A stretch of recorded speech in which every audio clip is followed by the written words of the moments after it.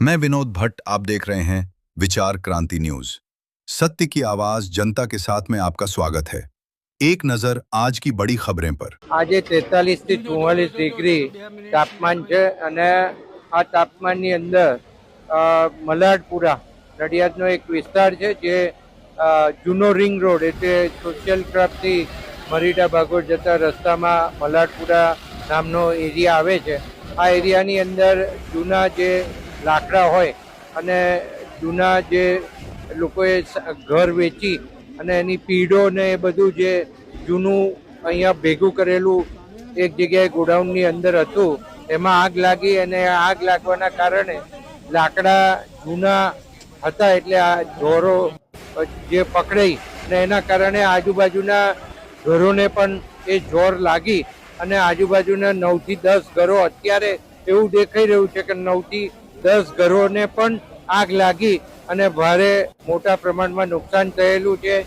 શરૂઆતની અંદર અહીંયાના બધા મેમ્બરો અને રહીશો જે અંદર ગેસના બોટલોથી માંડીને જે જલ્દી સળગે એવા સાધનો જે કંઈ હતા એ બધા બહાર કાઢી લેવામાં આવ્યા અને ત્યાર પછી ત્યાં સુધીમાં ફાયર બ્રિગેડ આવી ગઈ।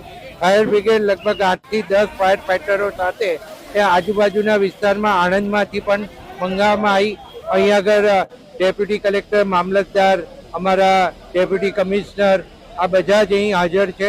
પૂરો સ્ટાફ સરકારી અહીંયા હાજર છે અને લગભગ અત્યારે આ કંટ્રોલમાં આવી જવા લાગી છે, પણ હજુ પણ જેટલા પણ ફાયર ફાઈટર જરૂર પડે અને જ્યાં સુધી પૂરી આગ ઓલવાય નહીં ત્યાં સુધી ફાયર બ્રિગેડની કામગીરી ચાલુ રાખવામાં આવશે।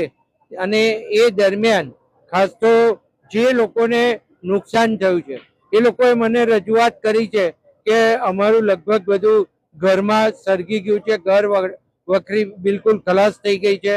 તો અત્યારે મેં ઉપર મુખ્યમંત્રી શ્રી ભૂપેન્દ્રભાઈ પટેલ સાહેબને ત્યાં વાત કરી અને એમને જે ચીફ રેવન્યુ સેક્રેટરીને સૂચના આપી અને અમે અત્યારે એ જેને નુકસાન થયું છે અને જેને રાહતની જરૂર છે એનું અહીંથી કોર્પોરેશન દ્વારા સર્વે કરવામાં આવશે, સાથે મામલતદારની ટીમ સાથે રહેશે અને ડેપ્યુટી કલેક્ટર શ્રીનું અહીંયા ઓબ્ઝર્વેશન રહેશે અને એમના નીચે આખી કામગીરી થશે અને ત્યારબાદ ઓબ્ઝર્વ કર્યા બાદ આનો જે સરકારમાં રિપોર્ટ કરવામાં આવશે અને સીએમ રિલીફ ફંડમાંથી આ લોકોને રાહત મળે એ પ્રમાણેની હું રજૂઆત કરવા। આજે 43 થી 44 ડિગ્રી તાપમાન છે અને આ તાપમાનની અંદર મલાડપુરા નડિયાદનો એક વિસ્તાર છે જે જૂનો રિંગ રોડ એટલે સોશિયલ ક્લબથી મરીડા ભાગોળ જતા રસ્તામાં મલાડપુરા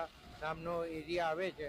આ એરિયાની અંદર જૂના જે લાકડા હોય અને જૂના જે લોકોએ ઘર વેચી અને એની પીઢો ને એ બધું જે જૂનું અહીંયા ભેગું કરેલું એક જગ્યાએ ગોડાઉનની અંદર હતું, એમાં આગ લાગી અને આગ લાગવાના કારણે લાકડા જૂના હતા એટલે આ ઢોરો જે પકડાઈ અને એના કારણે આજુબાજુના ઘરોને પણ એ જોર લાગી અને આજુબાજુના 9 થી 10 ઘરો અત્યારે એવું દેખાઈ રહ્યું છે કે 9 થી 10 ઘરોને પણ આગ લાગી અને ભારે મોટા પ્રમાણમાં નુકસાન થયેલું છે। શરૂઆતની અંદર અહીંયાના બધા મેમ્બરો અને રહીશો જે અંદર ગેસના બોટલોથી માંડીને જે જલ્દી સળગે એવા સાધનો જે કંઈ હતા એ બધા બહાર કાઢી લેવામાં આવ્યા અને ત્યાર પછી ત્યાં સુધીમાં ફાયર બ્રિગેડ આવી ગઈ। ફાયર બ્રિગેડ લગભગ 8 થી 10 ફાયર ફાઈટરો સાથે એ આજુબાજુના વિસ્તારમાં આણંદમાંથી પણ મંગાવવામાં આવી। અહીંયા આગળ ડેપ્યુટી કલેક્ટર, મામલતદાર, અમારા ડેપ્યુટી કમિશનર આ બધા જ અહીં હાજર છે। પૂરો સ્ટાફ સરકારી અહીંયા હાજર છે અને લગભગ અત્યારે આ કંટ્રોલમાં આવી જવા લાગી છે, પણ હજુ પણ જેટલા પણ ફાયર ફાઈટર જરૂર પડે અને જ્યાં સુધી પૂરી આગ ઓલવાય નહીં ત્યાં સુધી ફાયર બ્રિગેડની કામગીરી ચાલુ રાખવામાં આવશે। અને એ દરમિયાન ખાસ તો જે લોકોને નુકસાન થયું છે એ લોકોએ મને રજૂઆત કરી છે કે અમારું લગભગ બધું ઘરમાં સળગી ગયું છે, ઘર વખરી બિલકુલ ખલાસ થઈ ગઈ છે.